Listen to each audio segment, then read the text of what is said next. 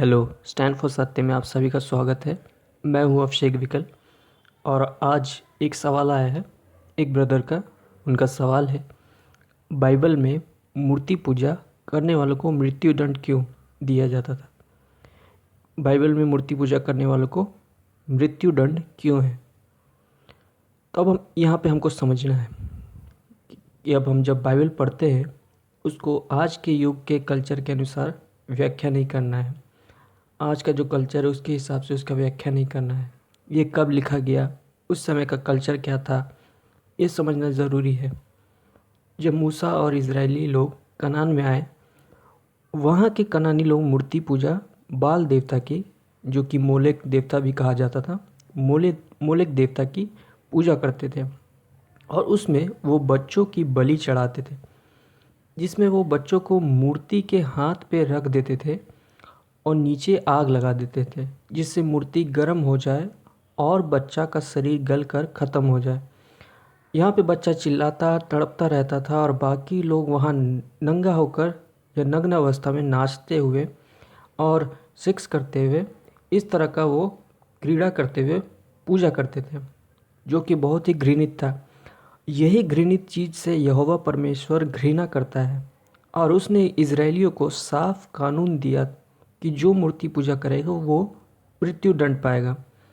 हम देख सकते बाइबल में लय व्यवस्था के अध्याय 20 में, उसके अध्याय उस 20 के वचन 2 से लेके 5 में, लय व्यवस्था के अध्याय 20 वचन 2 से लेके 5 में इस प्रकार लिखा है, इजरायलियों से कह कि इजरायलियों में से या इजरायलियों के बीच रहने वाले परदेशियों में से कोई क्यों ना हो जो अपनी कोई संतान मोलेक को बलिदान करे, वह निश्चय मार डाला जाए और जनता उसको पथराव करे। और मैं भी उस मनुष्य के विरुद्ध होकर उसको उसके लोगों में से नाश करूँगा कि उसने अपनी संतान मोलेक को देकर मेरे पवित्र स्थान को अशुद्ध किया है, मेरे पवित्र नाम को अपवित्र ठहराया है।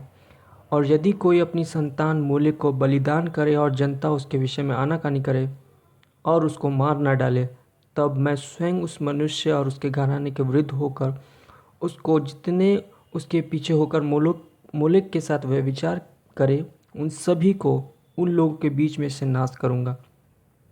फिर हम देख सकते हैं लय व्यवस्था के अध्याय 18 उसके वचन 21 को, और अपने संतान में से किसी को मोलेक के लिए होम करके न चढ़ाना और न अपने परमेश्वर के नाम को पवित्र ठहराना, मैं यहोवा हूँ।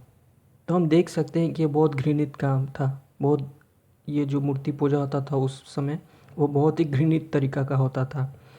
आज भी अगर ऐसा कोई काम या इस तरह का मूर्ति पूजा कोई करेगा, तो चाहे वो कोई भी देश क्यों ना, उसका कानून ऐसी मूर्ति पूजा करने वाले को कठोर से कठोर दंड देगा।